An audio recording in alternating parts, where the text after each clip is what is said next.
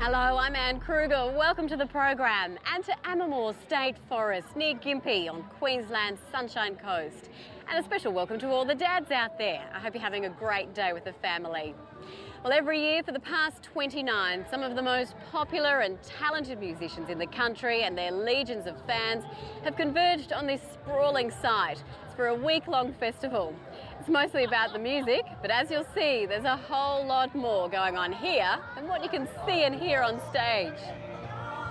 The Muster has obviously brought lots of people together over the years, but for country music lovers Julianne McLeod and Jodie Johnston, it also seemed the perfect backdrop for their big day. What Jodie and Julie mean to each other is obvious. You have made special promises to each other, and you have symbolised these promises by the joining of hands and the giving and receiving of the wedding rings. I now take great pleasure in declaring that you are husband and wife. Woohoo! They've got themselves a little weekender practically next door, so no prizes for guessing where they'll spend their anniversaries. Obviously, this is much more than a multifaceted music festival. This has developed into Australia's largest regional not-for-profit charity event, thanks to the direction of the Gympie Apex Club for nearly 3 decades. Over the years, the volunteers have raised and distributed more than $12 million for good causes from one end of the country to the other.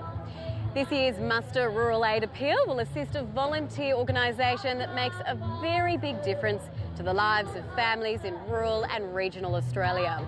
We'll be telling you how you can help during the course of the show, but first, Pete Lewis with an uplifting yarn about angel flight.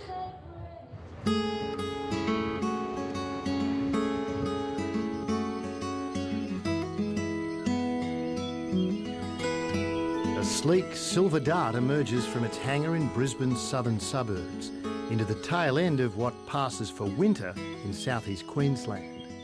The morning air is as clear and crisp as a Stanthorpe apple. It's virtually millionaire's row on this side of Archerfield Aerodrome, where small jets and swished turboprops are garaged, ready to spring into action. This fastidiously maintained Pilatus PC-12, for instance, could fly 8 people across the country non-stop very comfortably. But today's mission is much closer to home. The bloke in the dark suit is a successful advertising executive. But as often as not these days, when Bill Bristow prepares his plane for flying, it's not for business, but for pleasure.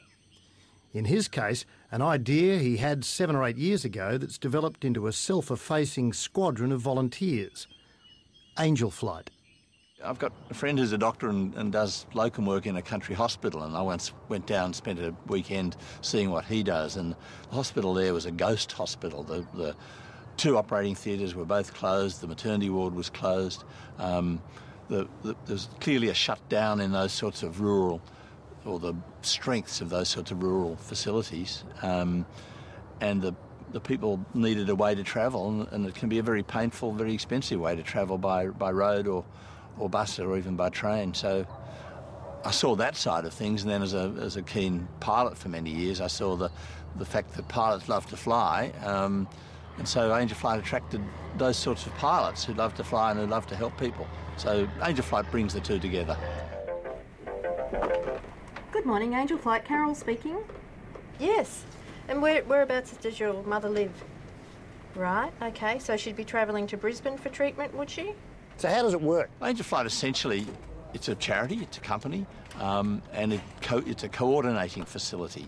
So we're contacted essentially by doctors, directors of nursing and social workers, and they make the requests for the missions, and we're essentially wanting to help people who are obviously medically needy, who are financially needy. If they can afford a charter flight, well then they should take it, and they have to be distance needy. So we're contacted by the medical staff, and they say, look, this person needs help, and then we broadcast it to the relevant pilots in the relevant areas, and they accept or otherwise the missions, and then we put the missions together. This new flight request is from Chinchilla into Brisbane? Okay, well I'll just look up the airport code for Chinchilla. So what time's the appointment? The appointment is at midday, so if we allow An hour and for a half, road say. transport. Yeah, an hour and a half for the flights with delays. Yep. And what can Angel Flight do for those people? How do you support the people who support you? The fuel is completely paid for by Angel Flight. Air Services Australia, which is the organisation that provides air traffic control, normally charge for it. They waive charges. Every airport in Australia, including this one at Archerfield we're sitting in, they waive the landing charges. So we help them as much as we can in those ways. But all the other costs, the normal running costs for an aircraft and so forth, they happily pick up themselves. Yes, they're the donors, they're volunteers and they donate. Fuel's only about a third of the cost of running an aeroplane, so the rest of it is their donation.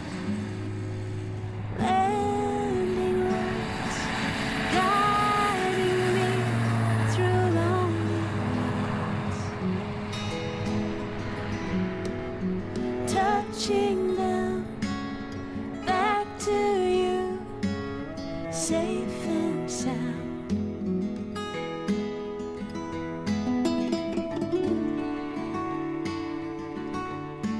And I guess you got a sense very early on that there were a lot of people like you who had the time and the means to help. Yes, I did. There were about 20 times more than I thought there were going to be honest. We've now got more than 2,000 pilot volunteers Australia-wide, but yes, I did sense it in the pilots that I knew and that I talked to. But less and less there was a valid reason to fly places, so Angel Flight gives them that valid reason and gives them the thrill in the heart that the people they help are so responsive and so appreciative. Hi, how are you? Good. Nice to see you. You And you're too. looking so well. I feel well. Fantastic. You look wonderful. Hello. It's good to see you again. You too. David Edgeworth retired after a career managing airline catering. His co-pilot, Chris Young, helps manage Brisbane Airport. I remember those. You remember those? Yes. Well, it's such a vast country, and the size of the country probably lends itself to people, putting their time and energy into voluntary causes. And we're very fortunate, to be able to fly and to offer, in a voluntary way, support services to people that need to seek medical care. And we're very pleased to be able to do it. Together, they've flown to this small town many times to pick up Kayla Graham and fly to Brisbane and back. Well, you know what Dave's in-flight catering's like. What, lollies? You don't usually bring lollies for me. It's a routine Kayla's become quite accustomed to. She's Angel Flight's most frequent flyer. When Angel Flight first started is when my first flight was, and I was around 13 then. I am now 20. And I was having a very hard time with my heart, and they flew me from here to go to dialysis 3 times a week, and I would never have been able to get down there otherwise, because it's about 4.5 hours trip from here to Brisbane, where it's 40 minutes to an hour in the plane, and I would never have been able to cope. So they really are angels to me. And the logistical strain on the rest of the family and everybody would have been just overwhelming. Well, financially, emotionally, especially for my mother and my grandmother, I hadn't been coping very well with what was going on, and being able to see the whole world from that blue sky is just amazing. Yeah, and there's a bit of the RFDS DNA in the operation, isn't there? The bringing together of people over very vast distances and making some, kicking some effective goals. Well, when you look at the missions and the various locations that people need to be flown from and to, certainly Queensland being the size of the state it is, yes, there is considerable distance involved, and of course the aircraft makes it just that much better. And it's an inspiring thing to do. I've been inspired by the people I've had on the aircraft. Despite their issues that they're dealing with, they're very upbeat about life, and it's just been a wonderful experience. Kayla was an early patient of ours, and yes, you're right, she's the all-time record holder with I think over 400 missions now, and that's been, we've been on a journey with her. She really was close to death at one point. Her heart wasn't coping, and then the magic thing happened and she got a kidney, and so we went through that process, and so we've got to know her from a little girl of 13 through to a young woman driving a car and with her own new and functioning very well kidney. And Kayla's doctors in Brisbane have shared every step of that journey too, since she was a toddler. Yes, chronic renal failure is very stressful on the families, and also for those brothers and sisters in the family, because a lot of time is taken away from the parents having to accompany their children from rural areas to Brisbane. And with their sickness, the parents have difficulty getting away on holidays themselves. It affects their work. It has financial implications for the family, and also has an effect on the other children for the divided time that they can receive. Hello, Kayla. How are you today? Thank you. Good. Nice to see you. Let's come and sit down. Kayla presented at the age of 17 months, previously a well girl. Got this rare condition called hemolytic uremic syndrome, and about 90% of children make a complete recovery from this condition, but about 10% go on to chronic renal failure, needing a kidney transplant, and unfortunately Kayla was in this group. The initial disease destroyed about 90% of her kidney function, and then slowly she went on to end-stage renal failure and needing to commence dialysis at the age of 12 years. She then needed to come to Brisbane for intensive dialysis. So with Angel Flight, they were able to bring her down 3 times a week to Princess Alexandra Hospital, and this enabled her to get very good treatment, which would not been available in Chinchilla.